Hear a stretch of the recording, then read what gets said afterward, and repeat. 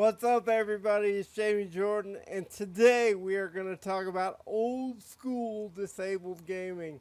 And believe it or not, it was easier for me to play games back in the day.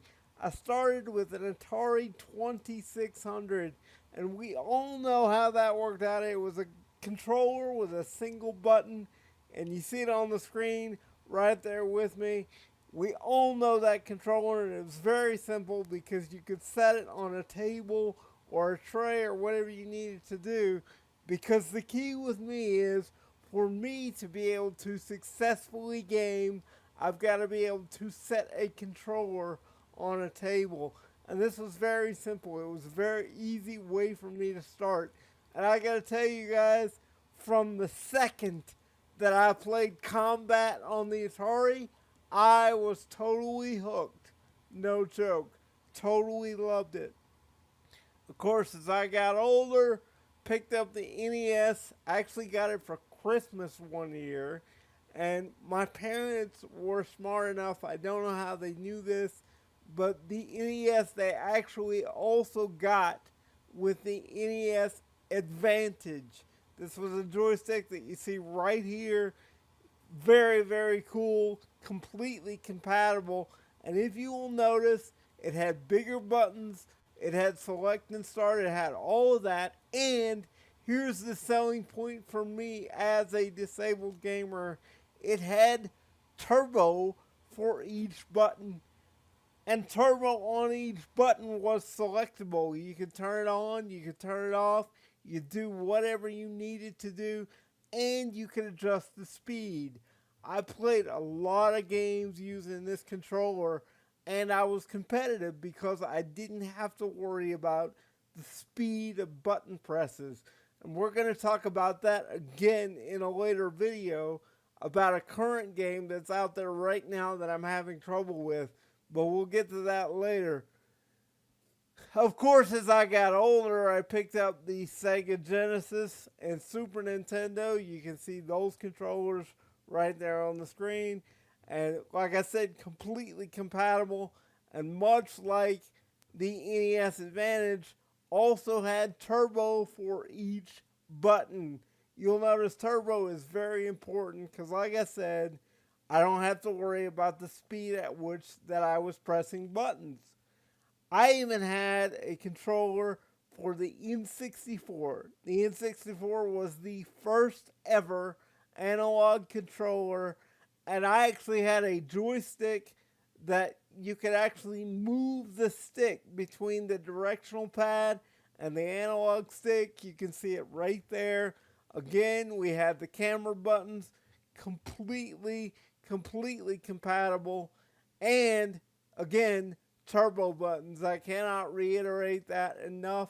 You could turn them on, turn them off, do whatever you needed to do. I played a lot of GoldenEye on that controller. And then I picked up the Dreamcast. And the Dreamcast was where things started to get complicated because, again, it was an analog controller, and this was the first time in my gaming life that I could not find a controller that was completely compatible. It just didn't exist. And at that time, I actually called Mad Cats. I called around to a few other people and talked to them about the fact that there was not a compatible controller for the Dreamcast. It just didn't exist. And basically what they told me was they weren't working on it and they didn't see the point in working on it. They didn't see what the market was, and that's why it didn't exist. And then I picked up the PlayStation 1. And if you guys remember the PlayStation 1, you will remember that the PlayStation 1 was not analog by default. They had some stuff that became analog later, but the PlayStation 1 was not analog by default. I had an ASCII joystick that I played with Again, each button had selectable turbos. I could control the speed. I could do whatever I needed to do. I played all the PlayStation 1 games with this controller. It was awesome. And where I got into trouble is when we started seeing games that used the analog. And that really didn't happen until the PlayStation 2. I remember buying a PlayStation 2, playing Twisted Metal, playing Metal Gear Solid 2, some of those other games. But when we started seeing games that went analog, because that was a big seller on the DualShock 2, I was completely locked out again. So again, this is my second console that I wasn't really able to play games on. And that's where we're at in gaming right now. All of the consoles that are currently out, PS3, Xbox 360, PS4, Xbox One, none of them have a completely compatible arcade style controller that I can use, that I can sit on a table and play games with. There is a company out there at rowdymonkeys.com that are making a controller. Obviously, they're a third party. They're making controllers specifically for disabled people.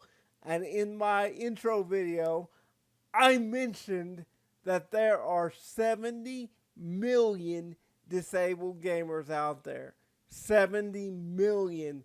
That's a lot of disabled gamers. It's a huge, huge market.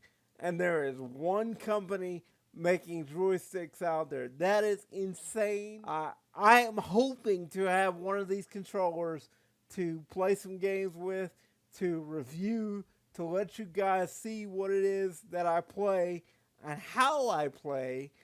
And it's going to be really cool for you guys, because if I get one of these, this will be the first time in about 7 or 8 years that I've had a completely, fully compatible controller and had the ability to play games. So that's going to be a lot of fun for you guys to watch. I hope you guys have enjoyed what you've seen. I hope you found it informative. And I hope you're digging on this video series. I'm really looking forward to being able to do more of these, to talk to you guys on a regular basis. I hope you enjoy it. For right now, that's pretty much all I've got. Please comment, email, do whatever it is that you do. Please remember, folks, we also need a name for this thing. That's right, it's so weird to fire up the camera and not have a name for this thing. I told you guys in the intro, I'm going to let you vote on the name. And come back and see me next time. And I have no idea what I'm going to talk about. Actually, I do. I think the next video is going to be The Wolf Among Us. So please keep it locked in for that. I'm Jaime Jordan. And for now, I'm out.